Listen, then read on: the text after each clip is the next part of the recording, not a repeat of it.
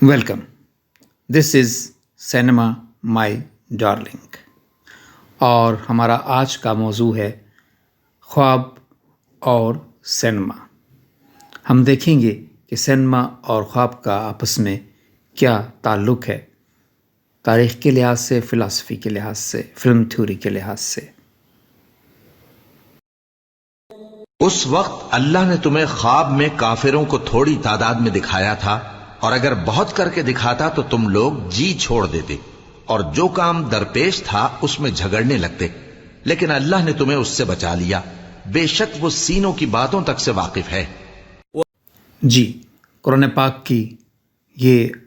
آیت کریمہ آپ نے اس کی ایک جھلک، کچھ بول ہم نے سنائے جو کہ خواب سے حوالے سے تھی. ہمارے لیے قرآن پاک سے معتبر چیز دنیا میں کوئی بھی نہیں. خواب کی جب بات ہم کر رہے ہیں تو کیوں نہ ہم اللہ تعالیٰ کے کلام سے دیکھیں کہ ہمیں خواب کے بارے میں کیا بتایا گیا ہے، کیا کہا گیا ہے. دنیا کی باقی فلاسفیز، باقی نظریے، اعتقاد سب اپنی جگہ، لیکن قرآن ہمیں خواب کے بارے میں جب بتاتا ہے تو اس میں دو باتیں ہیں. ایک تو اس سے ہمیں یہ پتہ چلتا ہے کہ خواب حقیقت ہے، جو کہ قرآن میں اس کا ذکر ہے. پھر ایک مقصد بھی بتا دیا گیا قرآن پاک میں. اگر ہم اس آیت کو دیکھیں کہ خواب صرف ایک خواب نہیں ہے، اس کی تعبیر بھی ہے، اور اس تعبیر کو درست انداز میں سمجھنا یا لینا بھی ایک علم ہے جو کہ ہر کسی کی بات نہیں ہے، اور خدا بہتر جانتا ہے، اور خدا ہی ہے جو ہمیں راستہ دکھاتا ہے. اس آیت کے علاوہ بھی اگر ہم خواب کی اہمیت دیکھیں قرآن پاک کے حوالے سے، تو قربانی جیسا بڑا واقعہ جب حضرت ابراہیم علیہ السلام نے خواب دیکھا، اور اس خواب کی تعبیر کو ہم آج بھی 10 ذی الحج کو مناتے ہیں، اور یہ وہ حقیقت ہے خواب کی جو ہمارے مذہبی لحاظ سے ہمارے لیے اہم ہے. خواب ان چند پراسرار حقیقتوں میں شامل ہے جو انسانی تاریخ کے ساتھ وابستہ ہے. جب سے انسان نے جنم لیا، کتنے ہی تہذیبیں آئیں، کتنے ہی مذاہب آئے، کتنے ہی نظریات آئے. فلاسفرز نے لکھا، دانشوروں نے لکھا، علماء نے بتایا، ہمیں مذہبی کتابوں نے بتایا. وہ مذاہب بھی جو اللہ تعالیٰ کو ایک مانتے ہیں، وہ مذاہب بھی جو اللہ تعالیٰ کو نہیں مانتے، اور وہ مذاہب بھی جو کہ دیوی اور دیوتاؤں کو مانتے ہیں. لیکن خواب کا تعلق سب کے ساتھ ہے، اور سب نے خواب کو اپنے اپنے نظریات کے مطابق سمجھا اور اس کی تشریح کی، بلکہ یہاں تک کہ خواب ایک باقاعدہ علم کا درجہ اختیار کر گیا. اگر انسانی تاریخ کو دیکھا جائے تو ہمیں جو پرانی تہذیبیں ملتی ہیں، جن میں سب سے پرانی یونان کی تہذیب ہے، گریک کی، اور روم کی تہذیب ہے، تو وہاں سے جو ان کی علامت شروع ہوئی، جو دیوی دیوتاؤں کے نام تھے خواب کے حوالے سے، جنہوں نے بعد میں دنیا کے ادب کو، ہر زبان کے ادب کو متاثر کیا، ہر تاریخ کو متاثر کیا، تو وہاں بھی خواب کی اہمیت ہے. قدیم یونانی تاریخ میں نیند کا جو دیوتا تھا اس کو ہائپنوس کا نام دیا گیا، اور مورفیس ہائپنوس کے بہت سے بیٹوں میں سے ایک بیٹا تھا جو کہ خواب کا دیوتا کہلایا. اور دیکھیے آج بھی دنیا کی مختلف زبانوں میں، اور خاص طور پہ انگریزی ادب میں، یہ نام ہمارے میڈیکل سائنس میں آپ دیکھیے، ہائپنوس، مورفیس، یہ سب نیند اور خواب کے حوالے سے ہمیں نفسیات میں بھی یہی نام دکھائی دیتے ہیں جو آج تک چل رہے ہیں. بعد میں جب رومن کلچر آیا، بعد میں رومن تہذیب آئی گریک کے بعد، تو انہوں نے ہائپنوس کو لیٹن میں سومنس کا نام دیا. اور آج بھی انسومنیا آپ دیکھیے بے خوابی کے مرض کو کہتے ہیں، تو یہ لفظ بھی سومنس سے ہی نکلا. مورفیس نام کے جو معنی تھے اس زمانے میں گریکس لینگویج میں، وہ تھے کہ وہ شخص جو کہ فارم کرتا ہے، کسی چیز کو بناتا ہے، شیپ دیتا ہے. یہ یونانی روٹ مورفی یعنی شیپ سے نکلا. اور آپ دیکھیے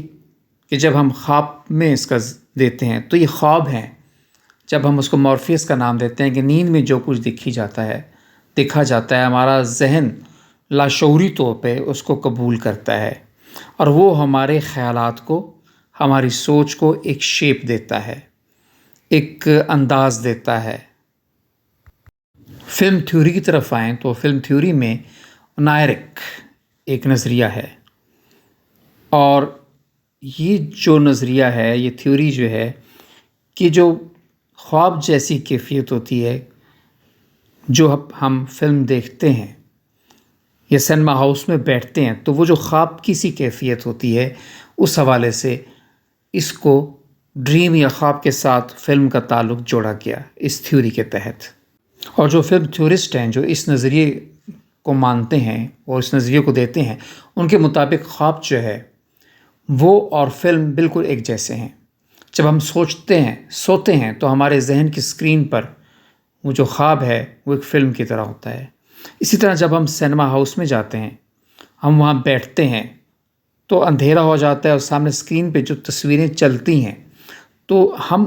لاشعوری طور پہ اس کو خواب کے ساتھ ایسوسیٹ کرتے ہیں. اسی طرح ہی جس طرح ہم ایک خواب دیکھ رہے ہیں، اور اسی طرح ہی شاید جب ہماری آنکھ کھلتی ہے اور ہم خواب کی تعبیر سوچتے ہیں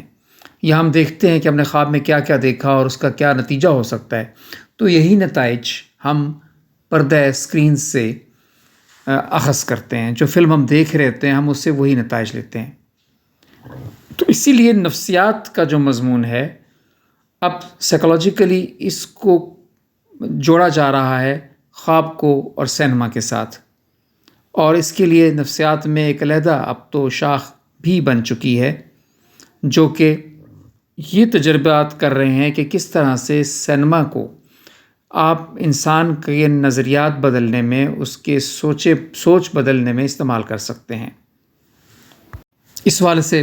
فلم تھیوری میں بہت ریسرچ ہوئی اور بہت سی کتابیں بھی لکھی گئی ہیں. تو جو شروع میں جب فلم کا آغاز ہوا، فلم جب شروع ہوئی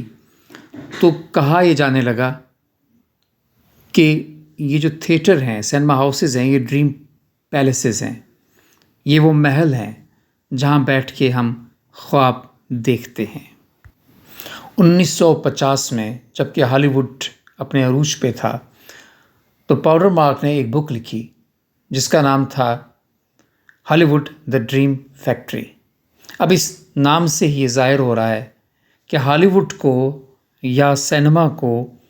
ڈریم کے ساتھ مشروط کر دیا گیا، خواب کا تعلق سینما سے ڈیولپ کر دیا گیا، اور فلم کو بھی ایک ڈریم فیکٹری کہا جانے لگا کہ جہاں خواب بنتے ہیں، ہم خواب بناتے ہیں، خواب دیکھتے ہیں، خواب سوچتے ہیں. یعنی جب ہم نیند کی حالت میں ہوتے ہیں تو جو ہم خواب دیکھ رہے ہوتے ہیں وہ بھی موونگ امیجز ہیں، وہ چلتی پھرتی تصویریں ہیں جو ہمارے دماغ کے پردے پر بن رہی ہوتی ہیں اور ہم لاشعور میں اس کو دیکھ رہے ہوتے ہیں. لیکن جب ہم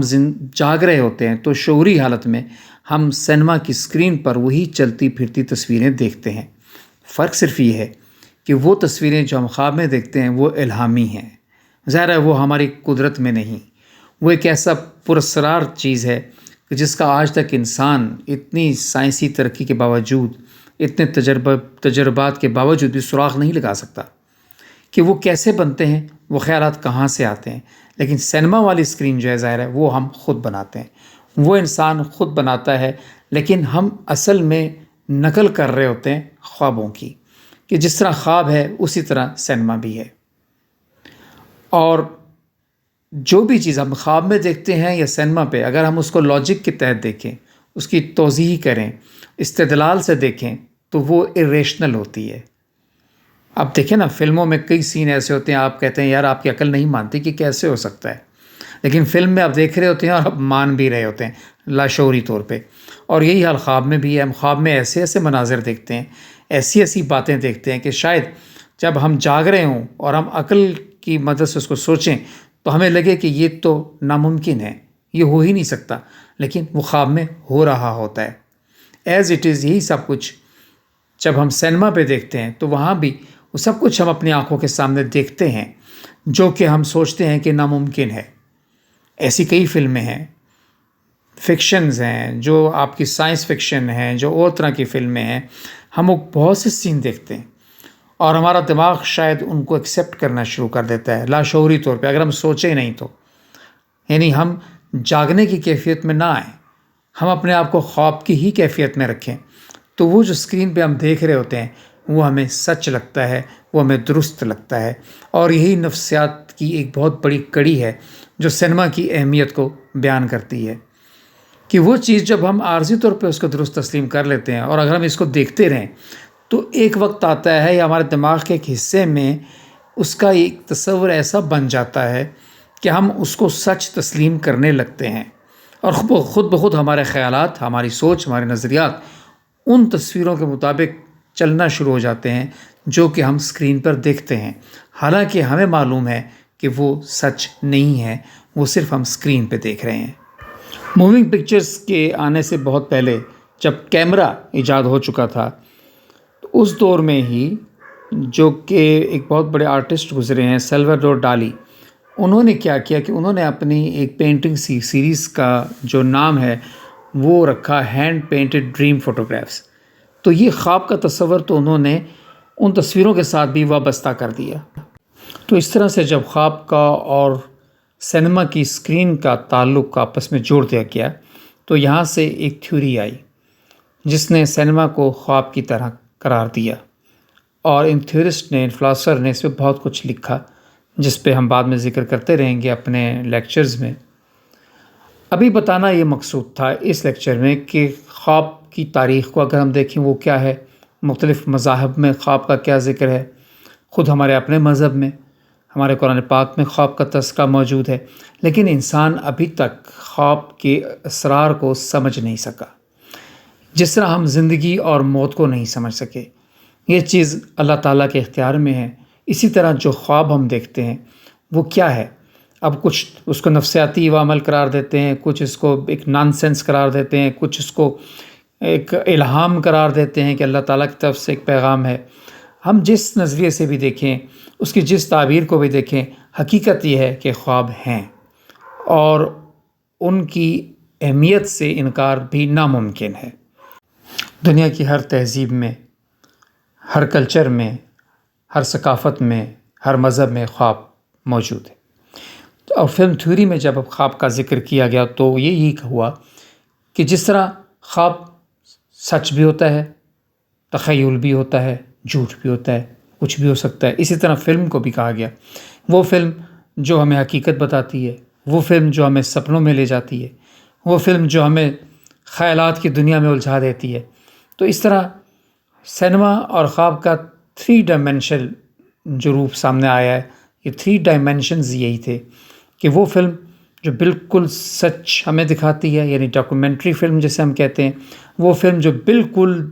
ایک تخیل دکھاتی ہے، یعنی سائنس فکشن ہو گیا یا ہماری تصوراتی کہانیاں، چین بھوتوں کی کہانیاں جو ہم بناتے ہیں، اور تیسرا ڈائمینشن وہ تھا کہ جس میں یہ دونوں چیزیں مکس ہوں، جہاں حقائق میں بھی ہوں نہ ہوں لیکن وہ چیزیں ہوتی ہوں دنیا میں، جیسے انسانی رشتوں کی بات ہے، ہمارے تعلقات کی بات ہے، محبت، نفرت ہے، جنگ، امن ہے۔ تو یہ 3 ڈائمینشنز تو فلم تھیوری نے اسٹیبلش کیے۔ اس لیکچر کے اگلے پارٹ میں، یعنی سیکنڈ اور آخری پارٹ میں، اب میں بات کروں گا 4تھ ڈائمینشن کی، کہ 4تھ ڈائمینشن کیا ہے، ان 3rd ڈائمینشن سے ہٹ کے، جو کہ سینما کی ایک نئی تھیوری ہو سکتا ہے خواب کے حوالے سے، خواب اور سینما کے حوالے سے، کیونکہ میں سینما کو خواب ہی سمجھتا ہوں،